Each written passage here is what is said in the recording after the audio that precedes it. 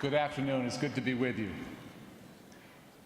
A few months before Dr. Martin Luther King was killed, he was seated at the breakfast table one Sunday morning, talking to his young children and preparing for his upcoming sermon, and he stopped short.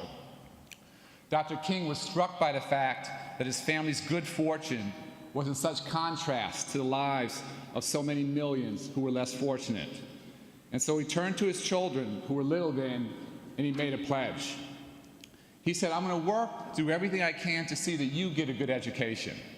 But he told his children, I don't ever want you to forget that there are millions of God's children who will not and cannot get a good education. And I don't want you feeling that you are better than they are.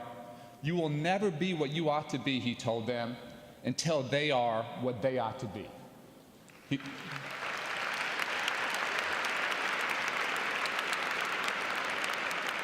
You will never be what you ought to be until they are what they ought to be. And I think that line, that belief, that value system embodies what Teach for America is all about.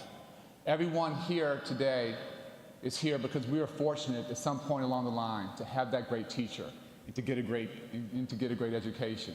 And all of us are motivated with a huge sense of urgency because we know today there are still millions of children in our country who do not have that opportunity, and that we cannot be what we want to be until they have those same chances. What Wendy Kopp did 20 years ago and what you have done together is nothing short of extraordinary. Wendy's genius was as simple as it was revolutionary. She believed great teacher talent can transform the life chances of disadvantaged children. She believed we could recruit great talent to do this extraordinarily demanding yet unimaginably rewarding work. And she believed that our teachers, and our principals, and our educators should reflect the great diversity of our nation's young people. No one's worked harder than Teach for America to bring great talent in from the minority community. And when so many of our schools of education have been passive, have protected the status quo there, Teach for America's good faith, great work to bring in great diversity into our schools, I can't tell you how much I appreciate that personally.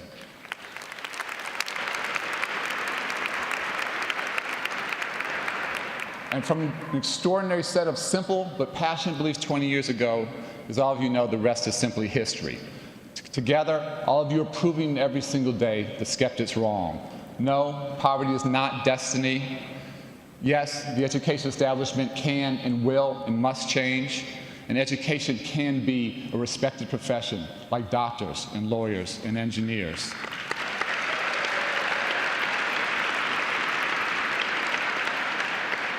I would ask everyone here who's teaching in a classroom today to please stand, and let's give them all a round of applause. All of our current teachers.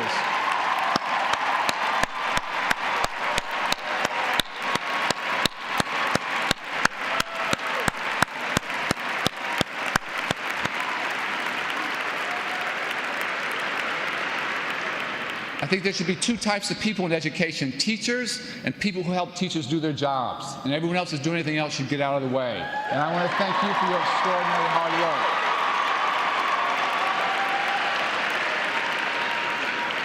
work. And to everyone in the classroom today, I know how hard that work is. I know you have students that are challenging, you have communities that are challenging. You may not have the resources you need. You may not get the support you need every single day from the principal, but you are doing the most important work in our country today. And I thank you for the remarkable progress that you're creating for your children. As I visit hundreds and hundreds of schools each year, as I visit classrooms, urban, rural, suburban, it's amazing to me how often I seem to end up usually in the best teachers' classrooms in the school. I'm not quite sure how that happens. But time after time as a Teach for America teacher. And I thank you for the remarkable job you're doing. Please give yourself another round of applause.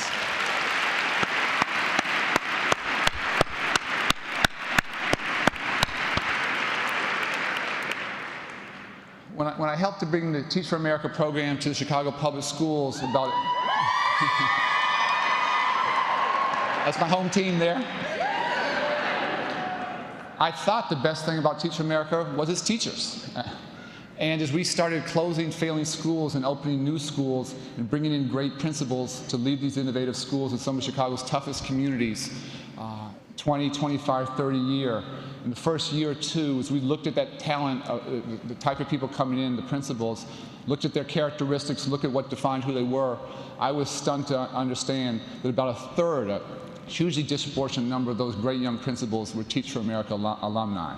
And so it took me a little while to figure it out. But the value to the country, the difference that Teach for America is making is extraordinary as your current crop of teachers are. That talent in the educational space is just as important, I would argue more important. And today, whether you're teachers, whether you're principals, whether you're school board members, whether you're elected officials, whether you're running nonprofits, whether you're driving reform, whether you're running charter school organizations, you guys are changing the face of public education in this nation. I thank you so much for that hard work.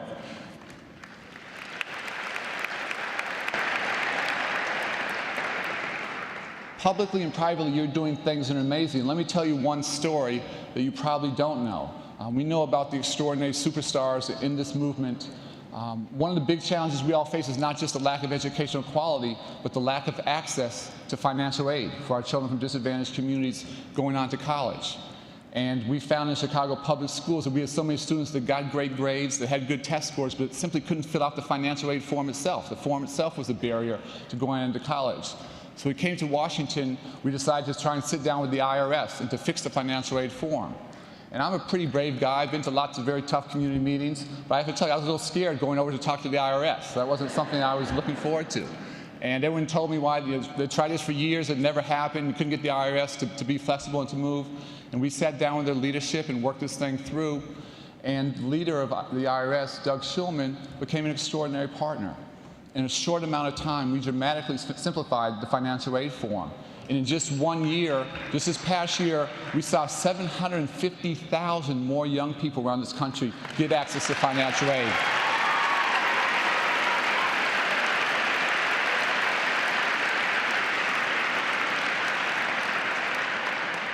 And I asked Doug, why did you do this? This is not sort of your basic line of work. This is not your business.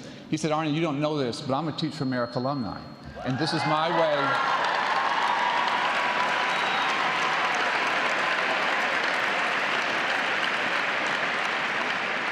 This is my way of giving back.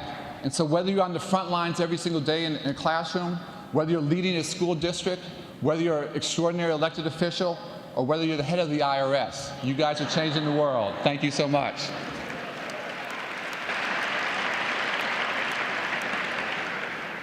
And I hope you have some sense, and I know you do because you're here today, of the extraordinary movement that you guys collectively have started. We have more young people today doing national service than ever before, and that has to continue. We have to continue to support AmeriCorps and see more young people have those opportunities.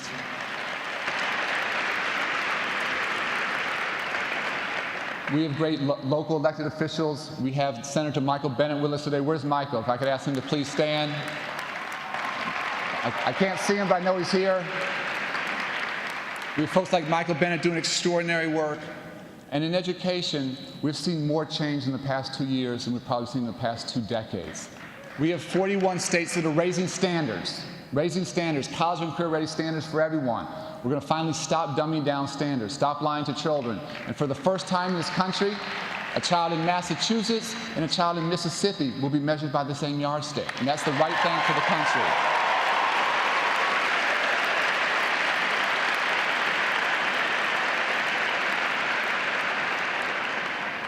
We have 36 states that have eliminated barriers to innovations in charter schools, and we're starting to challenge the status quo in ways that were unimaginable. For the first time, we have elected officials stepping up and saying we need to innovate, we need to create new schools, we need to bring in new talent, and we're going to see that movement continue to grow.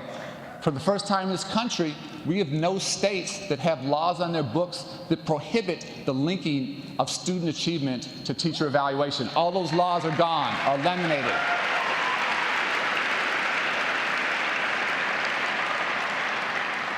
Those laws obviously struck at the very core of Wendy's premise. Wendy believed that great teachers made a huge difference in the lives of children. Somehow we as state legislators have thought we had to divorce teachers from students. It made no sense whatsoever. All those laws are gone, are eliminated. We have a president, as you saw, who's absolutely committed, who is passionate on this issue. He was raised at times by his grandparents. didn't have most stability at home, but he is who he is, the leader of the free world, because he got a great education. I don't know if you've ever seen there's a State of the Union that talks so passionately about education. I don't know if you've ever seen a president challenge the country to become teachers, and he will announce the budget for the country on Monday at a school in Baltimore.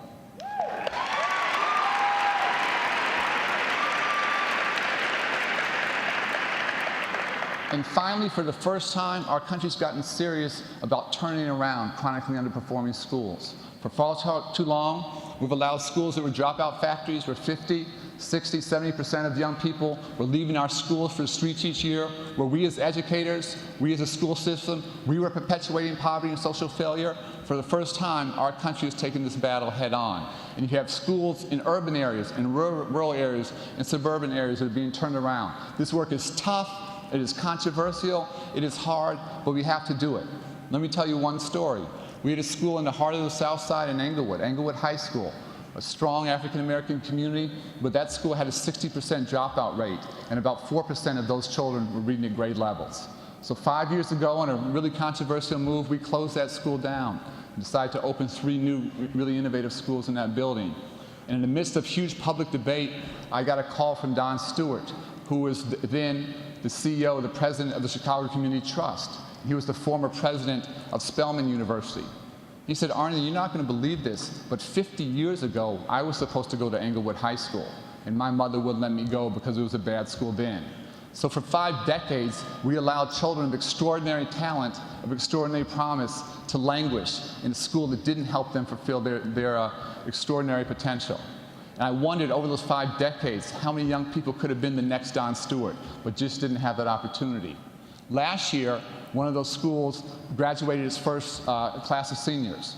It was an all African-American, all-male charter school, urban prep, 107 young men, 107 went on to 4-year universities, 107 graduated on time.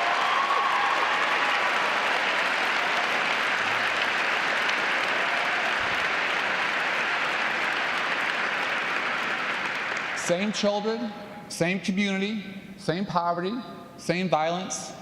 Far too many of those children growing up in single-parent families actually went to school in the same building, but different adults, different expectations, different sense of what's possible. And guess what? That made all the difference in the world.